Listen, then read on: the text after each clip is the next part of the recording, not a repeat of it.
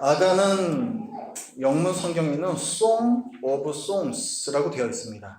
노래들 중에 노래다. 그러니까 가장 뛰어난 노래다. 가장 아름다운 노래다.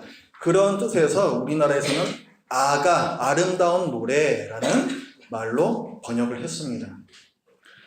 아가서를 기록한 사람은 솔로몬이라고 알려져 있고요. 그 1장 1절에 보면 솔로몬이 썼다라는 말씀이 나오기 때문에 이 아가서를 솔로몬이 썼다라고 보통 봅니다. 이 아가서의 장르는 우리가 여러 가지로 볼 수가 있는데 첫 번째는 지혜서라고 봅니다. 성경에서 지혜서라고 하면은 욥시, 잠, 전, 아 이렇게 5권입니다. 욥기가 있죠. 욥기. 왜 우리 삶 가운데 고통이 있는가? 거기에 대한 지혜를 주는 것이죠. 시편, 그리고 잠언, 전도서, 그리고 아가서까지. 이 5권을 우리가 보통 지혜서라고 분류를 합니다. 그러면 이 아가서에는 어떤 지혜가 담겨 있는가? 우리의 성과 또 결혼이라는, 사실 우리 인간의 삶 가운데서, 그 경험 가운데에서 매우 중요한 위치를 차지하고 있는 그 영역에 대한 가르침을 담고 있습니다. 그래서 지혜서로 분류를 하고요. 또한 서정시로서 분류를 할 수가 있습니다. 이 아가서의 내용을 보면 두 남녀가 나와서 서로가 서로에 대한 사랑을 고백합니다. 아름다운 시로서 상대방에 대한 사랑을 고백하는데, 그래서 이것을 서정시로 또 분류를 하기도 하고요.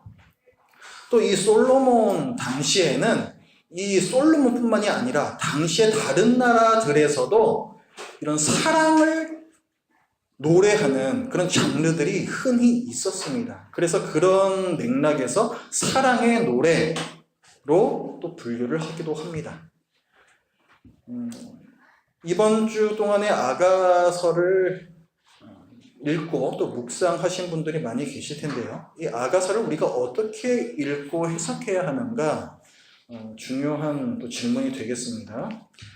대표적인 것이 알레고리적 해석이라는 것이 있고, 그다음에 모형론적 해석이라는 게 있습니다.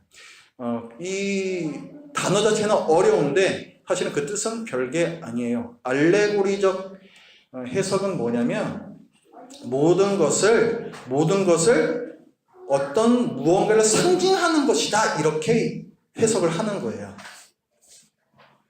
우리가 아가서에 보면은 사랑하는 두 남녀가 나오지 않습니까? 그런데 이 아가서를 두 남녀의 실제 사랑 이야기가 아닌 뭔가를 상징하는, 특히 영적으로 뭔가를 상징하는 걸로 해석을 하는 거예요. 그래서 남자는 예수님이요, 여자는 교회다, 이렇게만 보는 것, 이것을 알레고리 해석이라고 합니다. 영적인 상징으로만 푸는 것을 알레고리 해석이라고 봐요. 그 다음에 모형론적 해석은 뭐냐면, 이 모형론 해석에서도 남자는 그리스도요, 여자는 교회다, 이렇게도 해석을 합니다. 하지만 그렇게만 해석을 하진 않아요. 여러분 잘 아시는 일단 요셉이라는 인물이 있죠. 근데 요셉이라는 인물이 나중에 오실 그리스도를 뭔가를 좀 미리 보여준다, 이렇게 흔히 얘기를 합니다. 다윗도 마찬가지예요. 다윗도 나중에 오실 그리스도를 먼저 어떤 면을 보여준다, 좀 어려운 말로는 예표한다, 미리 표하여 미리 보여준다, 이런 표현을 쓰거든요. 그게 바로 모형론이라는 거예요. 실제로 다윗이라는 사람이 있었고 요셉이라는 사람이 있었죠.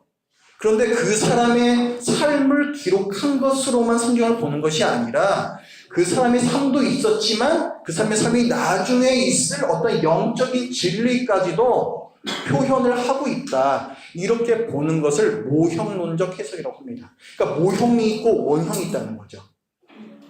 원형은 나중에 오실 그리스도, 이런 식으로 보는 거, 이것을 모형론적 해석이라고 해요.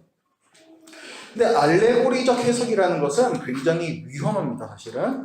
알레고리라는 것은 그 텍스트의 어떤 문자적인 의미를 완전히 무시하고 나중에 어떤 영적인 진리, 영적인 사건 이런 것들만을 의미한다고 보기 때문에 거기에는 그렇게 해석하는 사람의 엄청난 상상력과 주관이 포함이 돼요. 그래서 이 알레고리 해석에는 정말 그 사람마다 다 다른 해석이 존재를 합니다. 그 얘기는 그 어떤 해석도 옳은 해석이 아닐 수도 있다는 가능성이 있다는 거예요. 그래서 알레고리 해석 굉장히 위험한 겁니다. 이 아가서도 마찬가지예요. 이 아가서를 보면서 우리는 이것이 실제로 한 남자와 한 여자, 솔로몬 왕과 술람미 여인이라고 나오는 한 여인의 사랑 이야기를 말하는 것으로 우리는 1차적으로 봐야 하는 것이고, 그러나 그것으로 끝난 것이 아니요, 나중에 그리스도와 교회 간의 그런 어떤 사랑을 얘기하는 것까지 이것이 의미를 하고 있기 때문에, 그래서 이 아가서가 성경에서 중요한 책이다, 이렇게 해석을 합니다. 우리는 모형론적 해석으로 이 아가서를 봐야 한다는 것이죠. 두 개 구별하실 수 있겠어요? 알레고리 해석하고 모형론적 해석하고 구별하실 수 있겠죠? 아가서의 주제를 보겠습니다. 주제 첫 번째, 사랑하는 두 남녀의 얘기를 먼저 본다 그랬죠. 그러니까 이 본문에서 표현하고 있는 결혼과 성에 대한 것을 그대로 받아들이는 거예요. 하나님께서 주신 귀한 선물로서의 성, 그리고 결혼에 대한 교훈으로 우리가 이 책을 읽는 것입니다. 모든 것이 그렇지만은 성이란 것도 타락을 할 수가 있어요. 타락을 하는 것은 보통 두 가지입니다. 첫 번째는 어떤 대상을 지극히 높이는 거예요. 또 한 가지 방법은 뭐냐면 어떤 한 가지를 지극히 낮추는 것입니다. 원래 그것이 차지해야 할 어떤 포지션이 있는데 그것보다 훨씬 높이 평가를 하든지 훨씬 낮게 평가를 하든지, 이것이 둘 다가 다 타락이에요. 성에 대해서도 마찬가지입니다. 성이 우리에게 주는 중요한 많은 것들이 있거든요. 그런데 그런 것들이 없이는 나는 살 수가 없다. 그 성에 대한 부분이 채워져야만 나는 살 수가 있다라고 우리가 여기게 되면, 성이라는 것은 결국은 가장 높은 가치를 가지게 되는 우상이 되어버립니다. 그러나 하나님께서 본래 주셨던 그 성의 포지션을 잃어버리는 거예요. 타락입니다. 반대로 성이라는 것을 그저 불결하고 더러운 것으로 여기고, 이것은 우리가 해서는 안 되는, 우리가 금욕을 해야 되는 그런 어떤 금기신의 것으로 여기는 것, 더럽고 불결한 것으로 여기는 것, 이건 역시 하나님께서 주셨던 본래의 성의 의미를 굉장히 비하시켜버리는 타락에 해당이 됩니다. 하나님께서 우리에게 선물로서 성을 주셨을 때에는 그 성이 언제 아름다움과 결혼관계 안에서 이 성이 누려질 때 그것은 아름답습니다. 그것을 아가서가 노래를 하고 있어요. 그리고 또 아가서의 주제 또 한 가지는 뭐냐면, 단순히 거기에서 끝나는 것이 아니라 나중에 그리스도와 교회의 관계, 하나님과 그의 백성 간의 관계로 확장이 됩니다. 이 아가서는 결혼과 성에 대해서 얘기하고 있다고 말씀드렸는데, 이 결혼이라는 것은요, 구약 성경과 신약 성경에서 굉장히 중요한 의미로 쓰입니다. 하나님께서는 그의 백성을 가리키시면서 자기 아내라고, 당신 자신을 가리켜서 나는 그의 남편이라고 그렇게 표현을 하세요. 결혼 관계로 얘기를 하시는 거죠. 결혼에서의 가장 중요한 것은 무엇이겠습니까? 배타적인 헌신이에요. 다른 사람에게 나의 몸을 주서는 안 되는 것입니다. 오로지 나의 배우자에게만 헌신을 하는, 그것이 바로 결혼의 관계라는 거죠. 그것이 신뢰입니다. 하나님과 그의 백성 간의 관계도 마찬가지라는 거예요. 그 백성이 하나님을 사랑한다고 하면서 애굽을 섬기고 바벨론을 섬기고 다른 신을 섬기고 하는 것은 결국은 두 남편을 섬기는 것이요, 그것은 간음에 해당된다. 그래서 성경에서는 그렇게 계속 배역하는 이스라엘에 대해서 너는 간음을 범하고 있다 말씀을 하시는 거예요.